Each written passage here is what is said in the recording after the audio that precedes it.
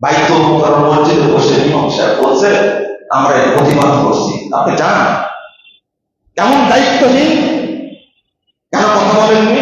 বাইতুল মুকাররম খতিব আব্দুল মালিক সাহেব যদি বলে কোন মসজিদে হামলা করা যাবে না, কারো সাহসে হামলা করা করবেন? ধর্ম উপদেষ্টা যোগ্য মানুষ, তার নাকের ডুগায় মসজিদে হামলা হচ্ছে, তিনি কথা বলেননি কেন? বুঝেননি কথা? হেফাজতের আমির, হেফাজতের মহাসচিবের বাড়ি হলো ব্রাহ্মণবাড়িয়া। আল্লাহ ব্রাহ্মণবাড়িয়ার উপরে গজব নাযিল করবে ইনশাআল্লাহ। এই গজব থেকে পার পাবে না তোমরা। পৃথিবীতে কোনো রেকর্ড নাই আহলে হাদিসরা কোনো মসজিদে হামলা করেছে। মসজিদে কেন আহলে হাদিসরা বাথরুমে হামলা করে না? আজকে মসজিদে এই বাংলাদেশে গির্জা থাকতে পারবে, কাদিয়ানীরা থাকতে পারবে, শিয়ারা থাকতে পারবে, এই বাংলাদেশে বেশ্যালয় থাকতে পারবে, সিনেমা হল থাকতে পারবে, আর বাংলাদেশে আহলে হাদিস মসজিদ থাকতে পারবে না। এই সাহসটা কে দিয়েছে? আমার জনবল নাই, অর্থবল নাই, আমার অস্ত্রবল নাই, আমার আছে আল্লাহর শক্তি। আল্লাহর কাছে দোয়া করছি, আল্লাহ যারা জড়িত তুমি তাদেরকে অপদস্থ করো, তাদেরকে তুমি ধ্বংস করে দাও। বলেন আমিন, বলেন আহলে হাদিসরাই থাকবে ইনশাআল্লাহ।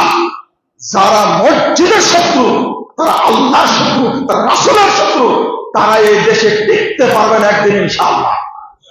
আমরা কাদিয়ানীদেরকে কাফের বলি, আমরা শিয়াদেরকে কাফের বলি, এদের সাথে আমার কোনো সম্পর্ক নাই। হৃদয়ে রক্তক্ষরণ হয়, আপনারা দোয়া করবেন একদিন ফিলিস্তিনও স্বাধীন হবে ইনশাআল্লাহ। এই ইহুদিদেরকে আল্লাহ ধ্বংস করবেন ইনশাআল্লাহ। ধ্বংসের সময় চলে এসেছে, তাই মুসলিমদের অত্যাচার হচ্ছে। আমরা আল্লাহর কাছে দোয়া করব, আজকে কুনুতে নাজিলা করব, আমার সাথে আপনারা আমিন আমিন বলবেন ইনশাআল্লাহ। ফিলিস্তিন আমাদেরই থাকবে, ছিল আমাদের, কিয়ামত পর্যন্ত ফিলিস্তিন মুসলিমদেরই থাকবে ইনশাআল্লাহ। একদিকে বাইতুল আকসা ঠেকানোর জন্য আপনারা বাংলাদেশ থেকে যাবেন, আর বাংলাদেশের মসজিদ আপনাদের কাছে নিরাপদ না। মসজিদটা যদি একটা পঙ্গু বলে, গর্তের মতো হয়, তবুও সেটা পবিত্র মসজিদ। আপনি মসজিদ ভেঙে দিচ্ছেন, কথা বলতে পারছেন না, মসজিদ ভেঙে দেখানো হচ্ছে। আপনি গাজায় যাবেন বাইতুল আকসা ঠেকানোর জন্য? আরে হাদিসটা মনে রাখবেন, মুহাম্মদুর রাসূলুল্লাহ সাল্লাল্লাহু আলাইহি ওয়াসাল্লাম ভবিষ্যদ্বাণী করে গেছেন যে বাইতুল আকসাতে এক সময় সালাত পড়তে দেওয়া হবে না। এটা আপনারা জানা আছে?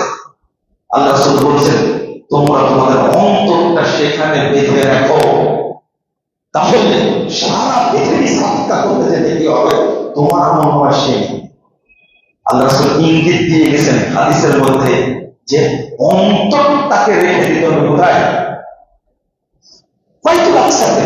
মহব্বতের কম আছে, নিজের মসজিদ ঠেকাতে পারছেন না। আমাকে একজন প্রশ্ন করেছে, আপনি শহরের উদ্যানে গেছিলেন?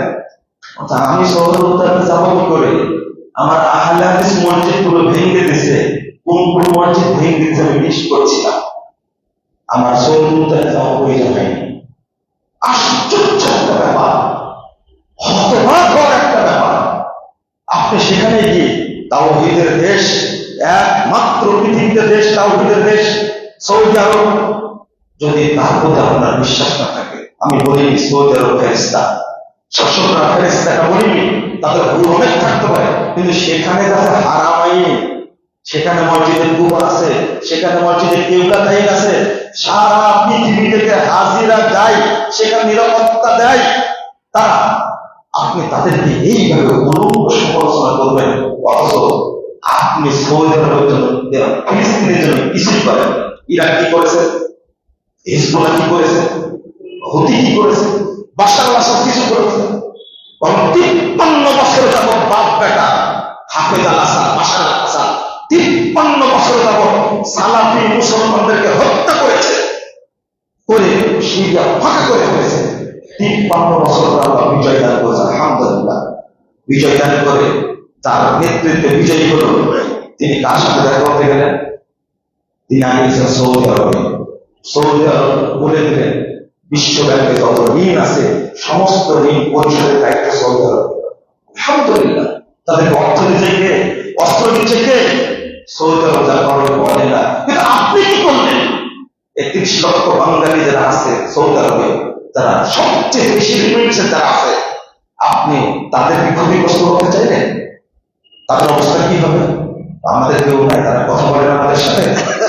আমি কথাগুলো বলার উদ্দেশ্য হলো সব স্রোতে ভেসে যায়, কিন্তু আপনারা খেয়াল রাখবেন, আপনারা সঠিকটা জানার চেষ্টা করবেন। ইনশাআল্লাহ একদিন এই দেশের মানুষ বুঝবে, ইনশাআল্লাহ বুঝবে, ইনশাআল্লাহ। দীর্ঘ দিন যাব, শত শত বছর যাব, সৌদি আরবে 20 টাকা তারা চালু ছিল না, এখন কয় টাকা হয়? কেন জানা আবার চালু করতো। বাইতুল মুকাররম মসজিদে বসে ইমাম সাহেব বলছে আমরা এর প্রতিবাদ করছি। আপনি জানেন কেমন দায়িত্বহীন, কেন কথা বলেননি?